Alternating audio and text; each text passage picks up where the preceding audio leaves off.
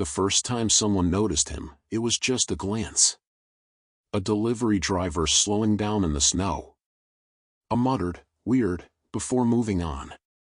By the second day, neighbors began whispering. "He hasn't moved. Is that dog waiting?" By the third day, he had a nickname, the door dog. Kids walked by and waved. Someone left a bowl of water. But the shepherd didn't react. Didn't eat. Didn't sleep. Just waited. 5 days. No barking. No pacing. Just silence, eyes fixed on the old White House with chipped green trim. Everyone swore it was empty. No one had seen anyone inside in months. Until day 6. At 5:47 a.m. The door creaked. Just enough. And behind it, barely visible, was a girl. Thin. Barefoot. Eyes wide like she hadn't seen a soul in years. She looked down at the dog. And whispered. "You came back, didn't you?" The first time anyone saw the dog, it was Friday morning. Snow was still falling from the storm that had rolled in overnight, leaving the town dusted and pale white. Mailboxes were buried. Trash cans lost their shapes. Driveways hadn't yet been shoveled, and tire tracks etched half-moons down the narrow cul-de-sac. At the end of Westbury Lane, house number 11 sat quiet, an old two-story with green trim and a sagging porch. No cars. No lights. Everyone assumed it had been abandoned months ago after the last owner passed. But that morning, a single delivery truck slowed by the curb. Tomas, the driver, leaned out his window. The shepherd sat there, perfectly still, facing the door. Tomas squinted. No tags. Just snow clinging to the thick fur on his haunches. The dog didn't bark. Didn't move. He made a note on his clipboard, shook his head, and pulled away. By noon, a few more people had noticed. A jogger passing on the opposite sidewalk. A retired couple walking their spaniel. A boy riding his bike slowly around the cul-de-sac. Each time, the response was the same, a quiet double take, then a pause, then a whisper to whoever was near. "There's a dog just sitting there." By evening, it had become something more. The dog hadn't moved all day. Snow had piled around his paws. He didn't shake it off. Neighbors watched from their windows. One snapped a picture and posted it to the local Facebook group. "Anyone know this dog? He's been sitting at the old Dunley house for hours. Won't move. Looks like he's waiting." The post got dozens of comments within minutes. "I passed him on my way to work this morning. He was still there when I walked the kids home. Poor thing, but that house is empty, isn't it? Are we sure it's empty?" No one answered that last question. The next day, a woman named Trina, who lived 3 doors down, walked over with a metal bowl of water and a couple strips of cooked bacon. She crouched down slowly. "Hey, buddy."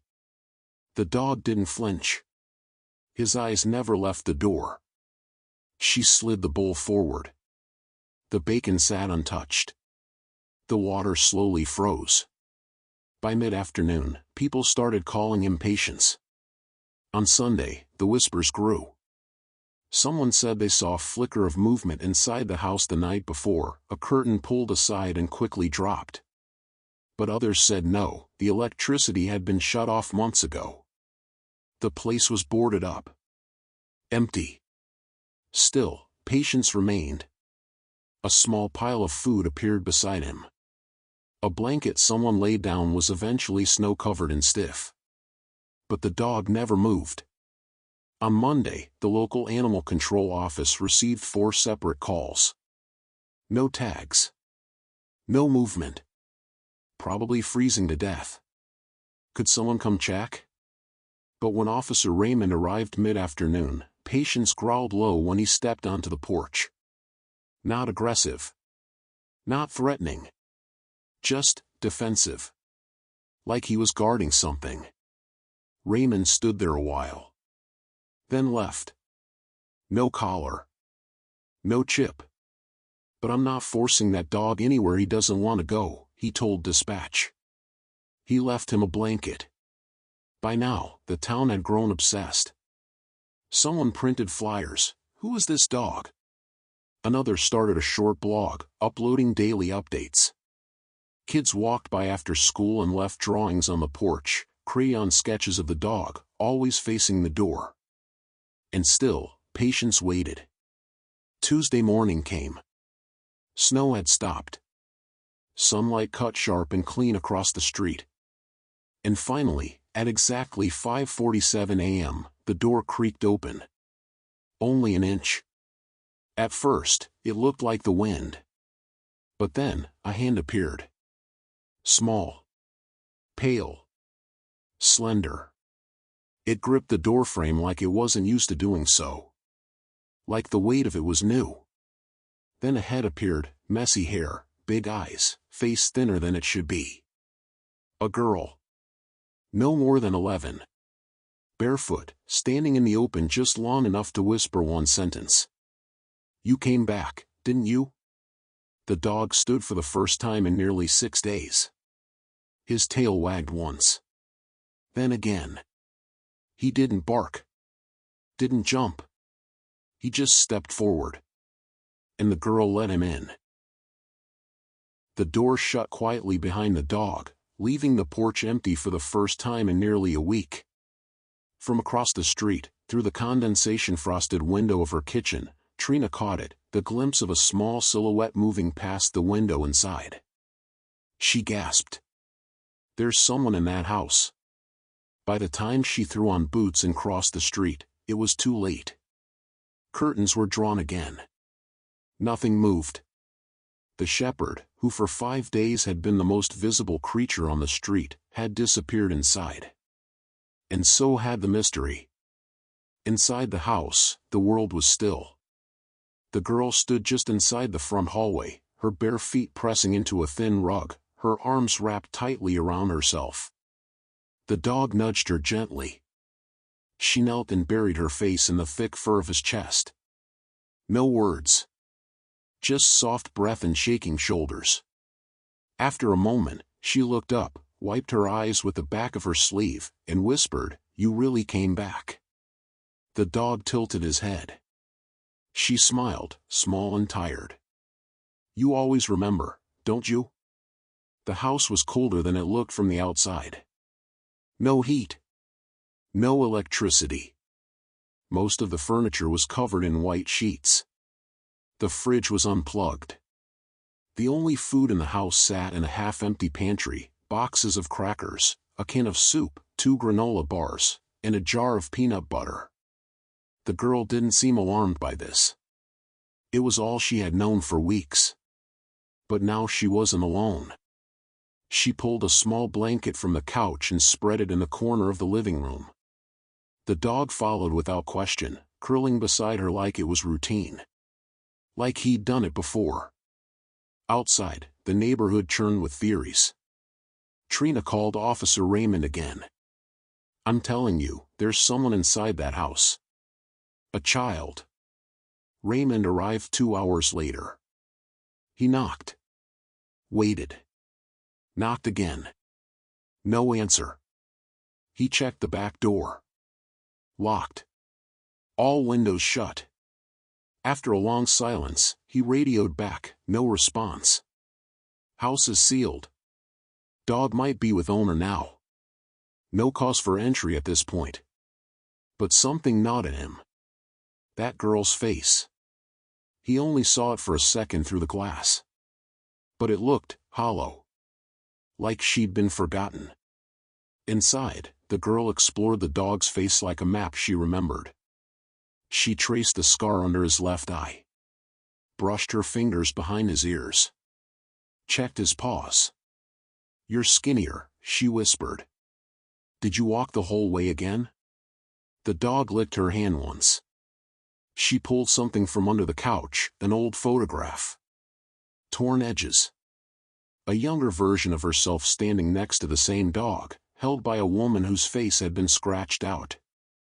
The girl stared at the photo, then tucked it back away. "Doesn't matter anymore," she murmured. That night, she warmed the soup over a candle in a metal bowl. She gave the dog half. He didn't eat it first. Waited for her to start.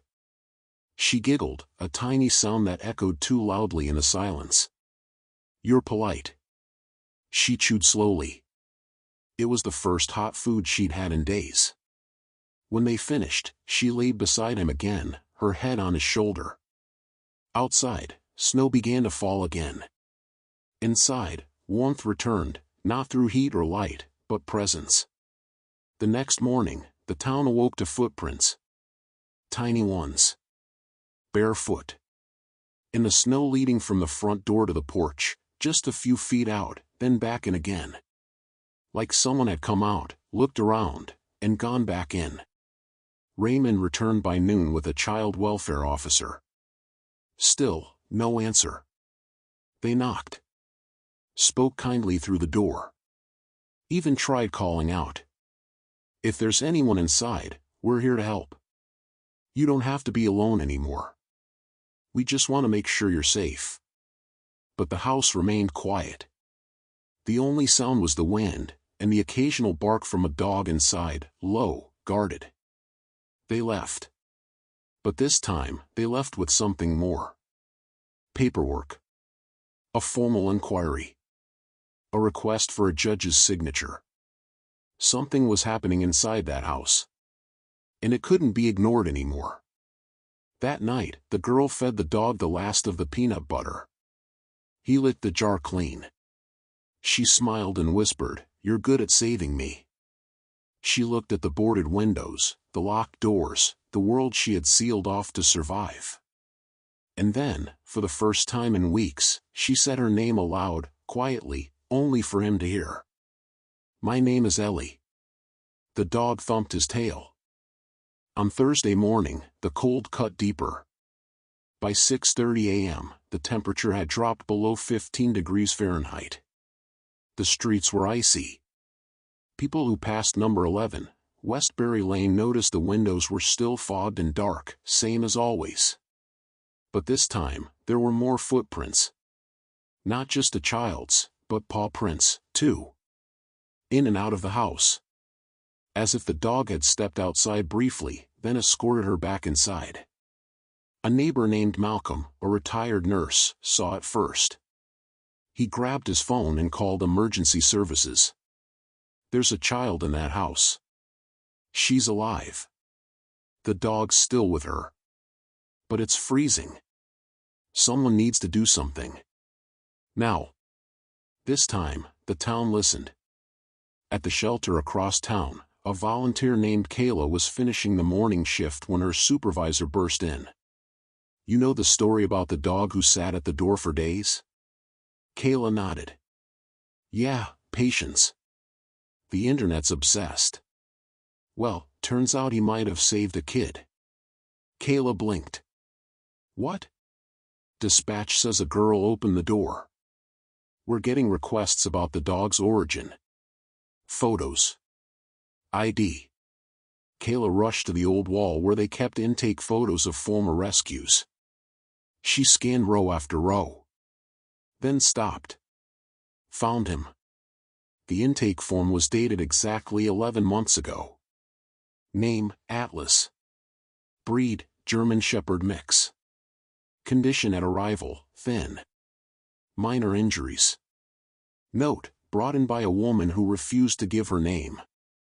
Said the dog would find his way back if needed. Kayla whispered, "He did." Meanwhile, inside the house, Ellie was curled beneath the blanket, her hand resting on Atlas's chest. She was weak. No more food. No more candles. Her stomach growled, but she didn't say anything. The cold had slowed her thoughts. Her words.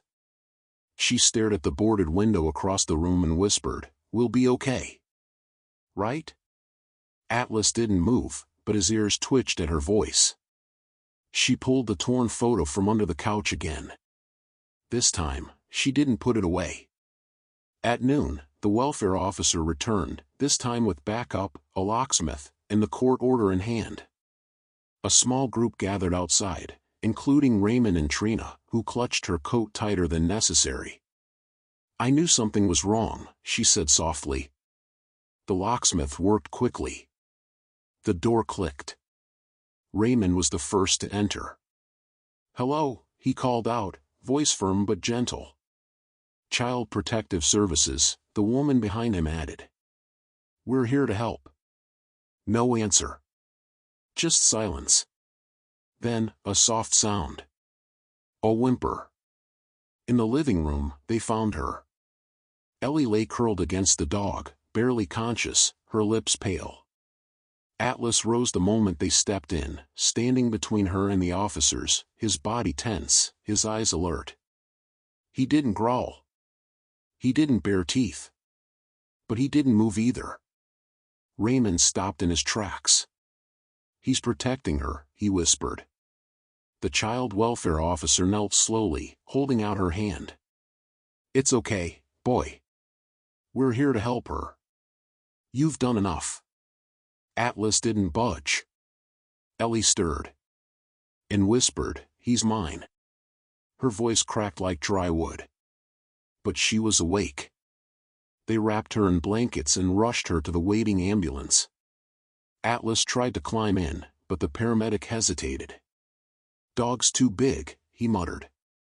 Ellie grabbed the edge of the stretcher. "No. He comes too." The paramedic looked to Raymond, who nodded. "Make room." And so they did. At the hospital, Ellie was stabilized quickly. Mild hypothermia. Dehydration. Underweight, but no long-term harm. She barely spoke. Except to ask where Atlas was. He had been kept in a separate waiting room, escorted by Kayla, who had shown up moments after seeing his photo on the news. "He's not going anywhere," she promised. When the nurse finally allowed the dog in, Ellie sat up. And smiled for the first time since they'd found her.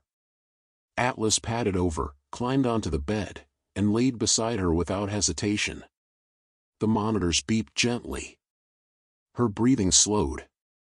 She slept. Later that evening, Trina and Kayla sat outside her hospital room with Raymond. They reviewed the file. No school records.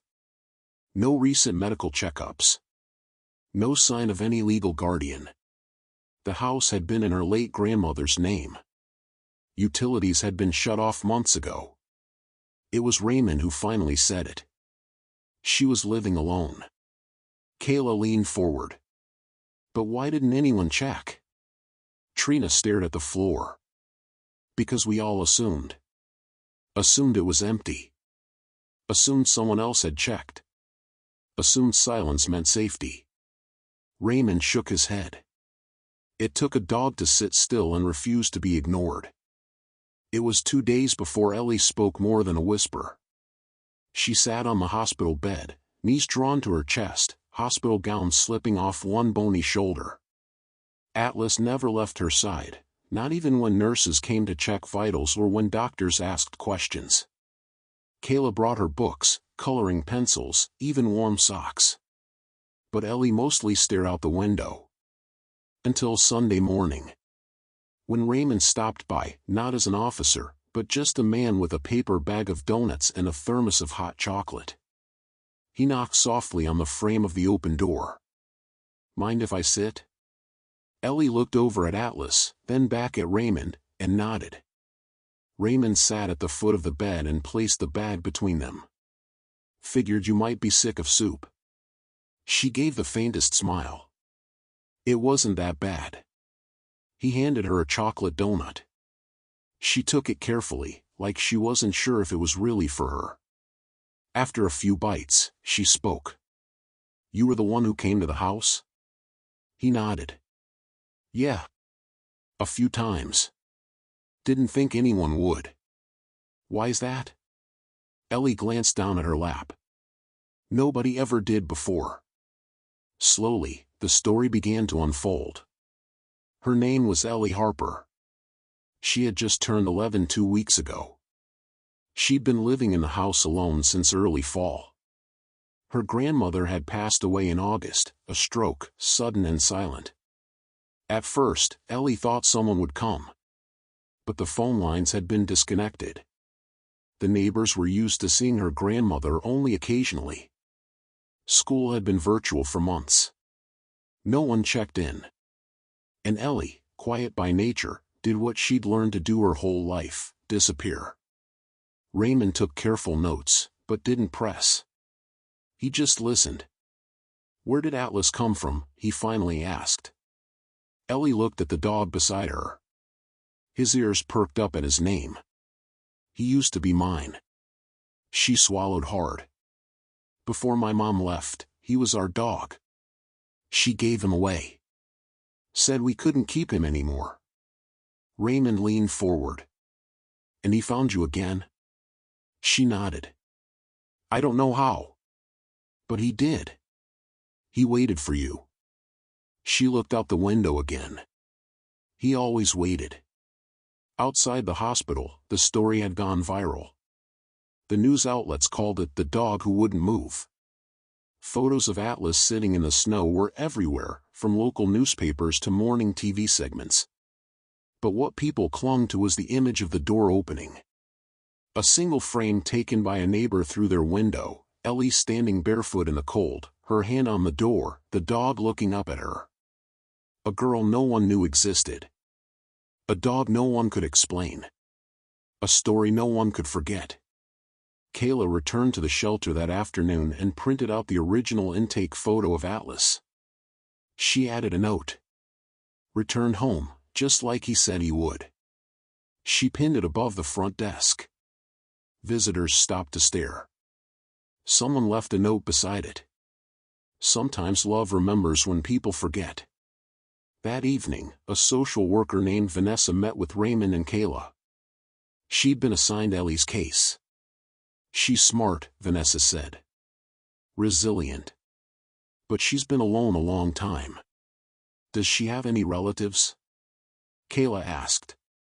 Vanessa shook her head. "We're still digging. So far, no next of kin. No father listed. Her mother's whereabouts unknown. What happens to her now? We'll place her in temporary foster care while we search. But..." She looked toward the hospital room. "She doesn't want to leave the dog." Raymond folded his arms. "He saved her." "I know," Vanessa replied gently. "But state law says..." "I don't care what it says," he interrupted. "You separate them now, and you'll lose her." Kayla added softly, "That dog isn't just a pet. He's the only one who remembered she existed." They filed for an emergency hearing the next morning. Vanessa made her case. So did Raymond. Kayla offered to testify as the official intake agent who had once cared for the dog. And when the judge asked if there was any reason to believe the dog posed a threat, Raymond smiled. Only to the silence. He broke it wide open. That evening, Ellie was allowed to visit Glen Hill's shelter with Kayla. She walked slowly, Atlas at her side, down the central hallway lined with kennels. Dogs barked softly as they passed, but Atlas didn't flinch. In the front office, Kayla showed her the intake photo. Ellie stared at it for a long time. "He looks smaller there," she said. Kayla smiled. "He's been carrying a lot." Ellie whispered, "Me too." On the wall near the mural, Kayla had set up a corkboard with a hand-lettered sign. "The ones who waited." Photos of dogs, and notes from families who'd adopted them, were pinned across it. Ellie stepped up and pulled a pencil from the tray. She wrote. "Atlas waited longer than anyone.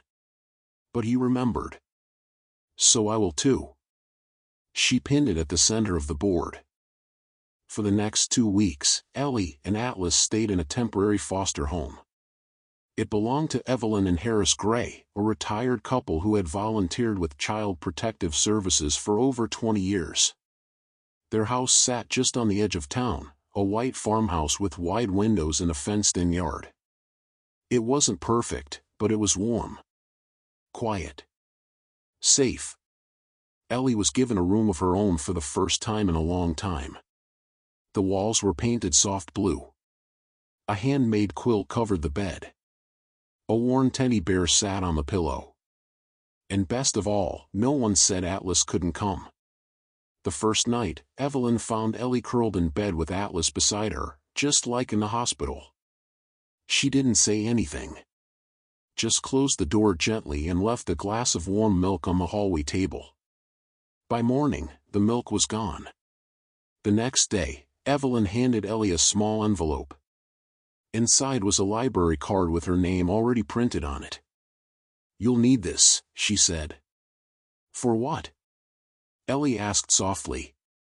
"For remembering what you already know, and for learning what no one ever taught you." Ellie didn't say much that first week. But she started writing in a notebook Evelyn gave her. Lists mostly.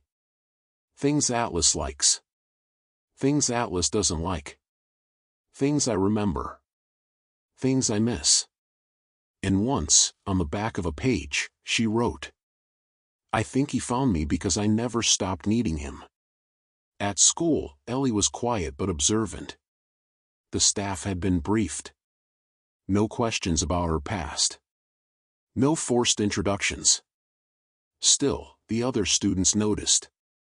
A girl with wide eyes and careful steps. Who always looked over her shoulder when the classroom door opened. Who didn't laugh when others did, but sometimes smiled when no one was watching. When recess came, she sat alone. Until one day, a boy named Lucas approached. He sat down beside her and said, "Your dog's famous." Ellie blinked. "How do you know?" "My sister showed me. She said he waited in the snow for 5 days. That's longer than most people wait for anything." Ellie looked at the ground. "He waited longer than that." Lucas nodded. "I think that's brave." They didn't say anything else. But the next day, he brought her a juice box and a pencil with a dog eraser on top. Meanwhile, back at the shelter, Kayla and Raymond were compiling a case file. They wanted Ellie to stay. Not just temporarily, but permanently. "She belongs here," Kayla said. "She doesn't need to be placed in a system again. She had a system, it just forgot her." Raymond added, "If the court sees stability, school records, verified foster care, and sustained community support, there's a chance the judge will agree to let her stay with the Grays. Maybe even long-term." They drafted letters. Gathered statements. Even included drawings and notes from children in the neighborhood who had followed the story online. In her notebook, Ellie began to draw again. Not just Atlas, though he appeared often, always with his tongue out, eyes focused. But other things, too. A tree. The shelter porch. A mailbox. A window with light behind it. One drawing she kept folded in her pocket showed herself and Atlas sitting on a step, watching the sunset. Above them, in a shaky hand, she'd written, "Not alone anymore." On Friday afternoon, Evelyn sat Ellie down on the porch swing. "We got a call from Vanessa." Ellie looked up, waiting. "They've scheduled a hearing for next week. It's about your care, where you'll stay." Ellie tensed. "I don't want to go anywhere." Evelyn reached over and gently took her hand. "I know. And we're going to do everything we can to make sure you don't have to. But what if they say no?" Evelyn didn't answer right away. Instead, she asked, "Do you know why Atlas sat at that door?" Ellie nodded. "Because I was behind it." "No," Evelyn said. "Because he knew you were behind it. He didn't just hope. He knew." She paused. "We're going to be your Atlas now." Ellie's eyes filled. Atlas nudged her hand softly. Later that night, she stood in front of the bedroom mirror. She held her notebook close, her other hand resting on Atlas's head. "Do you think we'll get to stay?" she whispered. Atlas didn't move. But she didn't need him to. She already knew the answer. The courthouse didn't look how Ellie imagined. It wasn't marble columns or red carpets. It was brick and glass, with a metal detector at the door and chairs that creaked when you shifted your weight. Evelyn had dressed her in a simple navy dress and brushed her hair that morning. Atlas had been brushed, too, gently and carefully, by Harris, who told him, "Time to look like the hero you are, buddy." They sat in a small room behind the courtroom, waiting for their turn. Ellie clutched her notebook. Atlas rested his head on her feet. "I'm scared," she said. Evelyn leaned down. "You're not alone." The courtroom itself was quiet, solemn. The judge, a woman with silver hair and kind eyes, took her seat at the bench. She scanned the file in front of her, the one thick with letters, photos, reports, and official forms. "This is the case of Ellie Harper," she said. Age 11. Present with temporary foster guardians Evelyn and Harris Gray. Accompanied by therapy and rescue dog, Atlas. Kayla, seated with Raymond on the other side, offered a respectful nod. Vanessa stood, cleared her throat, and began. She told the story. Of a girl found alone in a boarded house. Of a dog who waited days in the snow. Of the silence that surrounded both. Then she presented the facts. Ellie had no known living relatives. Her school had no attendance records since early fall. No medical checkups on file in over a year. No missing persons report had ever been filed. She was a child no one saw, Vanessa said. Except for one dog. The judge raised an eyebrow. And what is the current bond between child and dog? Vanessa looked over at Ellie and Atlas. She sleeps beside him. Talks only when he's near. She said once, quote, "He's the only reason I'm still here." Raymond took the stand next. "I was there the first day we knocked," he said. "And I watched that dog stand between us and her like a wall." He paused. Not to threaten, to protect. He talked about the porch. The snow. The 5-day vigil. He described how the town watched, posted, even prayed, but it was Atlas who acted. He was her constant when no one else was, Raymond finished. He wasn't trained for this. He just loved her. Kayla stood next. She brought the intake photo, the shelter log, the letter Ellie wrote and pinned to the board. She said she would remember because he did, Kayla told the court. And she's kept that promise.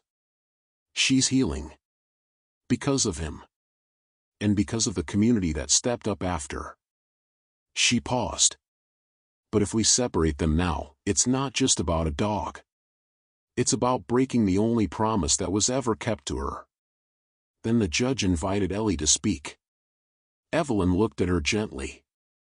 "You don't have to." But Ellie rose, clutching her notebook. She walked slowly to the front of the room, Atlas walking beside her like a shadow. She stood before the judge and unfolded a single page from her notebook. Then, softly but clearly, she read. "I don't know why people forget. But dogs don't. He waited for me. I didn't ask him to. He just did. And when I was too scared to say my name, he sat still and let me be me. I think that's love. I don't want to be brave without him. I don't want to be alone again. And I don't want to go back to being invisible. I'm not asking for much. Just let us stay." The room was silent. The judge didn't respond right away. Instead, she closed the file, leaned back in her chair, and looked at Ellie. "I've been doing this job for 27 years, she said. "I've seen cases like yours. Too many." She glanced at Atlas. "But I've never seen a dog do what he did." She looked at the rest of the room. "I see no cause for delay." She banged the gavel once. "The guardianship of Ellie Harper is hereby extended. The court recognizes the importance of continuity of care and companionship.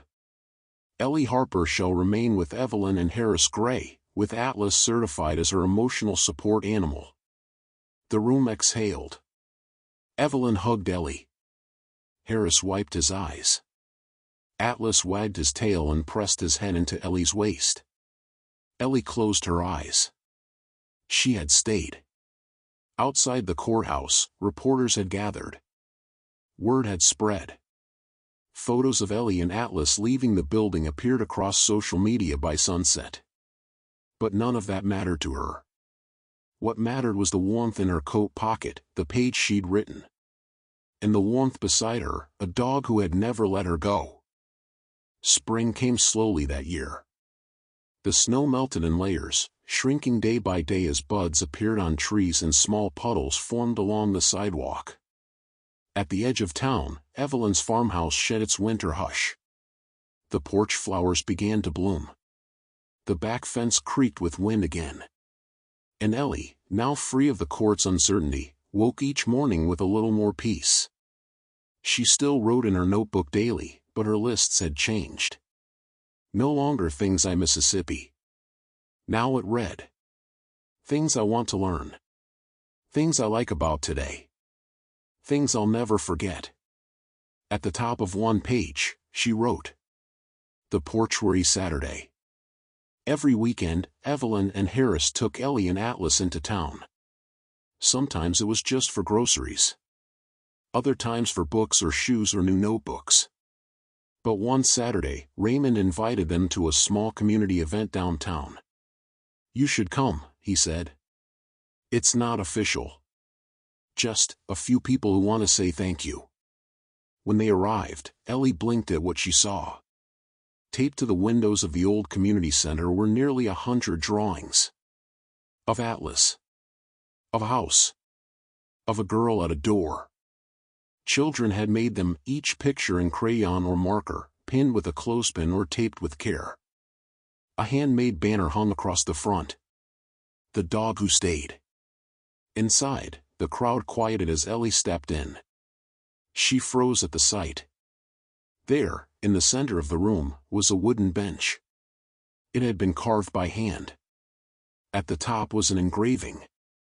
For Atlas, who remembered when no one else did. A photo of him had been sealed under clear epoxy on the backrest. Raymond approached, holding a certificate. We want to dedicate this to you both, he said. A place where people can sit. And remember. Just like he did. Ellie reached out and touched the wood. Atlas sniffed the bench. Then he lay down beside it like he already understood. After the dedication, Ellie stood at the edge of the crowd. A little boy walked up shyly and asked, "Is he really your dog?" She nodded. "Can I pet him?" She looked at Atlas. He didn't move. "Only if he comes to you." The boy knelt and held out his hand. Atlas stared for a second. Then took 3 slow steps forward. The boy grinned. "You're right. He does remember stuff." That night, back home, Ellie added a new page to her notebook. At the top, she wrote, "What love sounds like." And then listed. The sound of paws on wood floors. Evelyn's voice reading out loud. Atlas breathing beside me at night. The porch swing creaking. Laughter from the neighbor kids. Someone saying, "You're safe here." She drew a small heart at the bottom corner. The next day, Evelyn found Ellie standing on the old back steps of the farmhouse, watching the wind move through the tall grass. Atlas sat beside her. "You okay, honey?" Ellie nodded. "I was thinking." "About what?" "I want to go back to the house." Evelyn hesitated. "Number 11? Ellie nodded again. "I think I need to see it. Just once. Before it disappears." They drove in silence. The cul-de-sac looked different now. Clean, greener, almost unrecognizable without the blanket of snow. The porch at number 11 had been cleared of boards. The windows replaced. A crew had started minor renovations, prepping it for sale. But Ellie didn't look at any of that. She walked to the top step, stood where Atlas had waited. Then turned to him. "You really did sit here the whole time?" He looked up at her. Tail still. Steady. She stepped forward and reached for the door. It opened easily. Inside was dust and paint buckets. Clean floors. New light fixtures. Nothing of what was. Nothing left of before. But Ellie wasn't looking for furniture or photos. She walked to the living room and looked down. In the far corner, barely visible in the new carpet, was the faintest impression, an oval, flattened from pressure. Atlas's spot. She sat there. And didn't cry. She just breathed. When they left, she stood on the porch again. "Let's go home," she said. Atlas led the way back to the car. That night, she wrote again. "I don't think I'm afraid anymore. Because I know what waiting looks like. And I know how to see it now. I won't miss it again." She closed the notebook and turned off the lamp. Atlas curled beside her, one ear up, alert as ever. The house was quiet. But not silent. Not anymore. Ellie didn't speak much about her mother. Not to Evelyn. Not to Kayla. Not even to Vanessa, who gently tried to ask one day. "She's gone," Ellie said, without anger or sadness. Just finality. She left Atlas with the shelter. She left me with Grandma. And then, quieter, I guess we were both too much. No one pushed her after that. Until one afternoon, while cleaning out an old drawer in her new room, she found a box of stationery with birds on the edges and a fountain pen with dried ink. She stared at the blank page for a long time. Then she picked up a pencil. And began. "Dear Mom, I don't know if this will ever find you. But I wanted you to know something. Atlas waited. You said he wouldn't remember. That he wouldn't come back. But he did. He came when no one else did. He sat in the snow for days. He didn't eat. He didn't bark. He just waited. And I guess that's what love is. So maybe I learned it from him. Because even after all this time, I don't hate you. I thought I would. I thought it would get easier if I did. But I think that's why Atlas waited, not just for me, but to show me it was okay to still care about people, even if they stopped caring about you. I'm not broken. I'm not invisible. I'm still here. And I think you should know that. I hope wherever you are, someone waits for you too. Ellie." She folded the letter neatly, placed it in an envelope, and taped it to the back of her notebook. That evening, Evelyn noticed her handwriting had improved. "You've been practicing?" Ellie nodded. "Letters are easier when you know what they sound like." She said it in passing. But Evelyn paused and smiled. "Letters are easier when you use them," she said, gently brushing Ellie's hair. Later that night, Ellie sat on the back steps with Atlas beside her. Stars spread across the sky, the kind you only see in the quiet parts of town. She whispered, "I'm not mad at her anymore." Atlas lifted his head. She did what she thought was best. Maybe she was wrong. But I'm still here. You're still here. She looked down at him. We made it. At school, things began to shift. Lucas started walking with her between classes.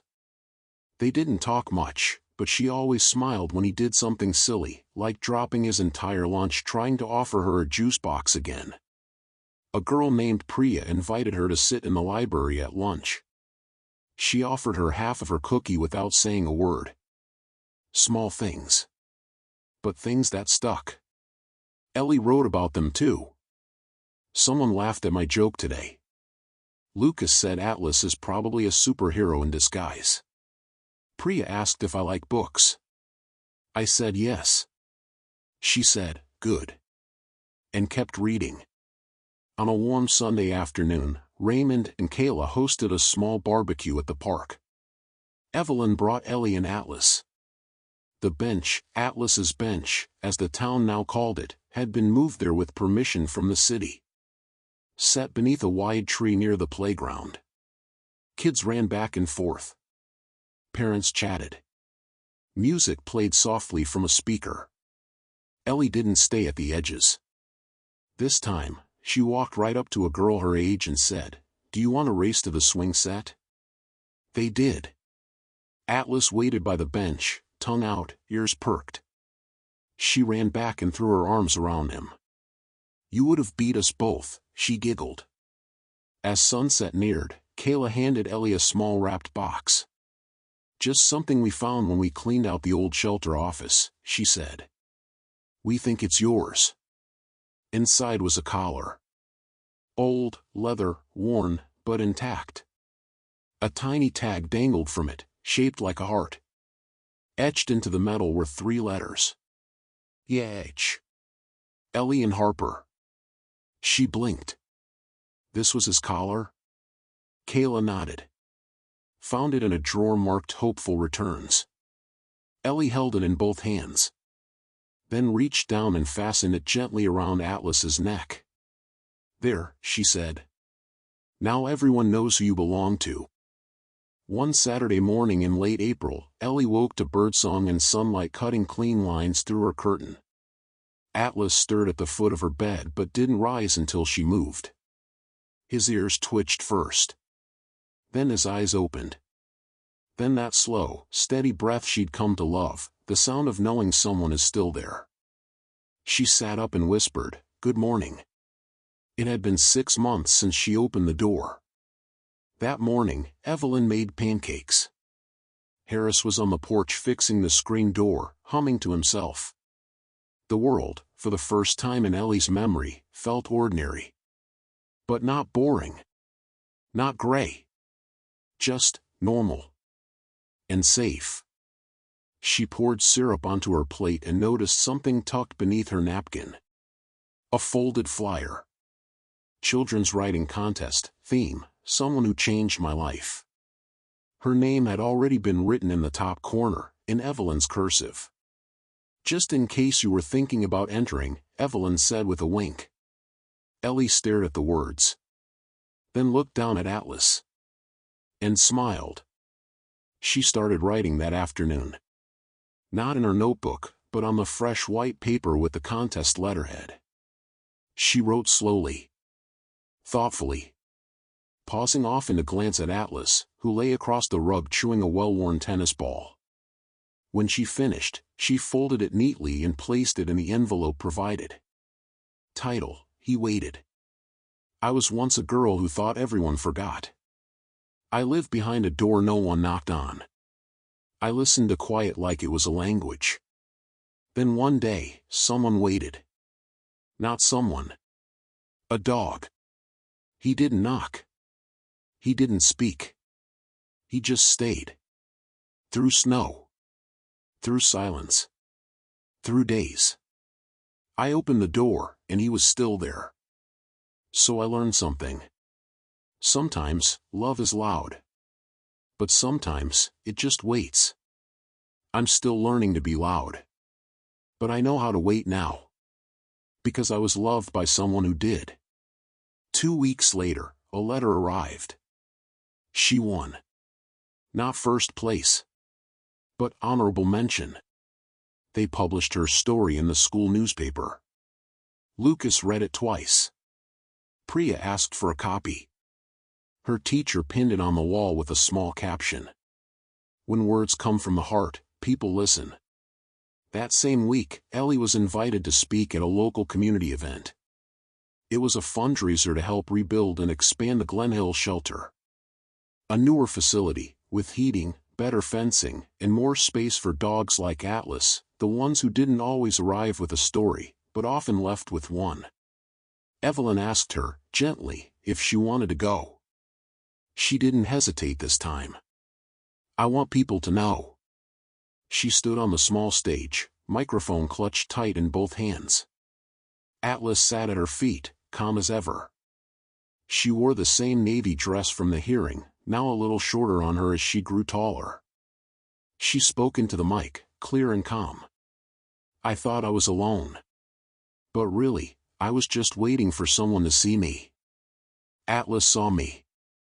And that made other people see me too. I think we should always look for the quiet ones. Because sometimes, they're just waiting to be found." The crowd applauded gently. Then someone stood up from the back row and said, "How's he doing now?" She looked down at Atlas. "He still doesn't like thunder," she said with a smile. "But he likes bacon. And me." Laughter broke the tension. Ellie smiled wider than she had in months. Outside the event hall, she found Kayla waiting with a surprise. "We have something for you." She led Ellie and Evelyn to the newly installed section of the shelter's outdoor garden, a walking path lined with memorial bricks, each engraved with names or messages. One brick stood out. It read, "For the girl who stayed, and the dog who waited." Ellie knelt beside it. Ran her fingers over the letters. "I think we both stayed," she whispered. Later that night, Evelyn tucked her into bed. "You were very brave today." Ellie shrugged. "I just told the truth. That's the bravest thing." She turned off the light. Atlas hopped onto the bed as usual, curling beside Ellie's legs. But tonight, she pulled him close and whispered into his fur. "You saved me. Not just when you waited, but when you reminded me that I was worth the wait." He didn't move. Didn't need to. She knew he'd heard. Summer stretched out like a warm ribbon through the town. The old trees that once held frost now wore deep green leaves. Bees hovered lazily over backyard clover. And Ellie's laughter, once a rare sound, now echoed freely across the porch in the fields beyond. Atlas, though older, still followed her everywhere. He no longer leapt like he used to. He trotted slower, rested more. But his eyes were bright, and his ears still twitched at the sound of her voice. He was aging. But he was home. On the first day of summer break, Ellie set up a picnic in the backyard. She laid out a blanket, 2 paper cups, a peanut butter sandwich, a bowl of cool water, and a single bone. She sat down cross-legged, notebook on her lap, and patted the space beside her. Atlas curled down, resting his chin on her knee. "Not bad for your first official day off," she said. She flipped open the notebook to a clean page. "What I know for sure now. Dogs remember. Waiting is an act of love. Homes aren't buildings, they're people. Quiet people still have stories. Sometimes, saving someone means staying. The door can open from the inside." That weekend, she visited Glen Hill Shelter again with Evelyn. This time, not as the girl who'd once lived behind a door, but as a volunteer. She helped feed the younger puppies, washed bowls, folded towels, even read books aloud to the dogs in the quiet room, just so they could hear a human voice. Atlas lay near the entrance, tail wagging every time she passed. "You're official now," Kayla said, handing Ellie a volunteer lanyard. "You've got the shirt and everything." Ellie looked down at the logo, a paw print inside a heart. Then turned to Atlas. "He approves," she said. That night, she drew a picture. Not just of Atlas this time. Of the porch. The door. The 5 snowy steps. And herself, standing in the doorway. But in this drawing, she wasn't afraid. She was smiling. And Atlas wasn't waiting anymore. He was already inside. Time passed. As it does. Leaves turned gold. Then fell. Then snow returned to the edges of town. On the anniversary of the day the door opened, Ellie stood on that same porch again. Number 11 was sold now. A new family lived there. But they allowed her to visit. She walked up the steps slowly, just as she had a year ago, and laid a small object beside the threshold. Atlas's original tag, the one with her initials. She placed it gently, then stood. "You waited here for me," she whispered. "Now it's someone else's turn to feel seen." That night, as they returned home, Atlas didn't rise from the car seat immediately. He moved slower, breathing heavier. Ellie helped him out, one arm around his chest. Inside, he laid beside her bed, head on his paws. And she knelt beside him. "Are you tired?" she asked. He looked at her. Blinked once. Softly. She pulled the blanket off the bed and laid it over him. "You never have to wait again," she whispered. And he closed his eyes. The vet came the next morning. Evelyn held Ellie's hand the entire time. Atlas passed quietly, in the living room, surrounded by the people who loved him. There was no fear. No rush. No darkness. Just quiet. The good kind. He was buried beneath the tree in the shelter garden, near the bench dedicated to his name. Ellie placed a stone at the base. Wrote his name on it. Then added 3 words beneath. He stayed first. She didn't cry the whole time. But she sat there for hours. Notebook on her lap. Empty page waiting. Eventually, she wrote. "Sometimes, we get one person, or one dog, who shows us the door can open again. Atlas didn't just stay. He taught me how to stay, too. In rooms that feel too quiet. In moments that feel too hard. I stayed.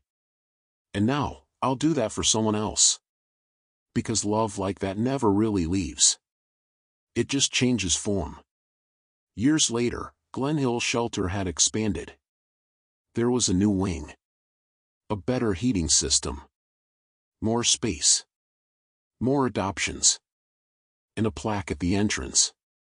The Atlas Wing, in memory of a dog who waited, and a girl who came back. Visitors came from nearby towns to hear the story. But those who stayed long enough would sometimes see her. Ellie Harper. Now a young adult. Still volunteering.